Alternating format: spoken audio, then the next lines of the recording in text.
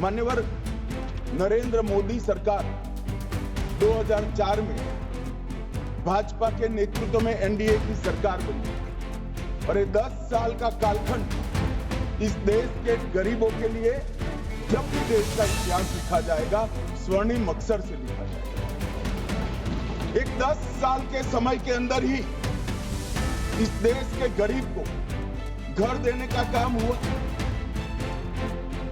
शौचालय देने का काम हुआ, पीने के पानी देने का प्रयास हुआ, 5 किलो अनाज उसको मुफ्त में दिया गया।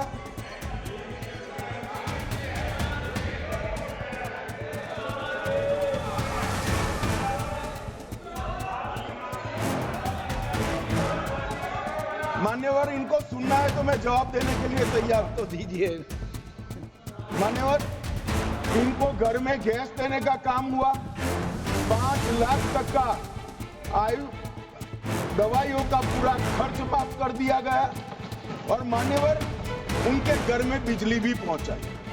अब आप लोग कह रहे 10 ही साल में हुआ। मैं आपको बताना चाहता हूं, नरेंद्र मोदी जी आने के पहले 75 साल में 12 करोड़ गैस के सिलेंडर गरीबों के नहीं, अर्बन एरिया के गरीबों के बहुत छोटी सी संख्या थी और नरेंद्र मोदी जी ने 10 साल में 12 करोड़ बांटे। शौचालय की संख्या भी आपके 75 साल से कई गुना ज्यादा है। घर बनाने की संख्या भी आपके 75 साल से कई गुना ज्यादा है और मान्यवर उसकी दवाई का कोई व्यवस्था नहीं था। आज देश के हर गरीब को, दिल्ली में भी कमल खिल गया, दिल्ली बाकी था वहां पर भी आयुष्मान भारत आ गया। मान्यवर आज देश के हर गरीब को 5 लाख तक का खर्चे का चिंता नहीं करना। सिर्फ बंगाल बचा है दादा, ये चुनाव के बाद वहां पर भी कमल खिलेगा और वहां पर भी आयुष्मान भारत आ जाएगा। मान्यवर मैं नहीं बोल रहा था ये बुलवाए, मैं तो सीधा विषय पर जा रहा। मान्यवर 10 वर्ष में 25 करोड़ लोग गरीबी रेखा के बाहर।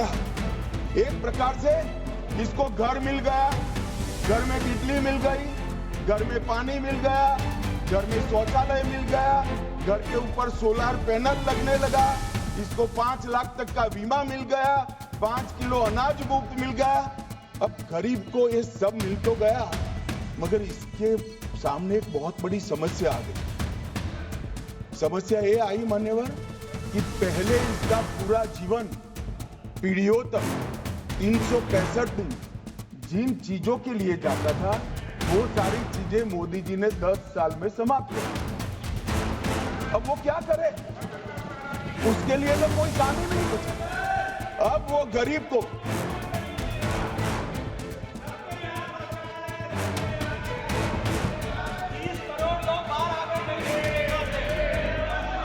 मान्यवर इनकी बात सही है। ये भौतिक संपदा की जो बात कर रहे हैं, देश में ढेर सारे लोगों को मिला है मगर विचारों का दारिद्र्य आज भी खलास नहीं हुआ है। अभी मेरे सामने बैठा है, वैचारिक रूप का दारिद्र्य का नरेंद्र भाई के पास ही इलाज नहीं है। मानते ये विचारों की जो गरीबी है इसको तो हम कैसे मिटा सकते हैं? वो तो पार्टी की हायरार्की में ऊपर से नीचे आती है, अब ऊपर ही नहीं है।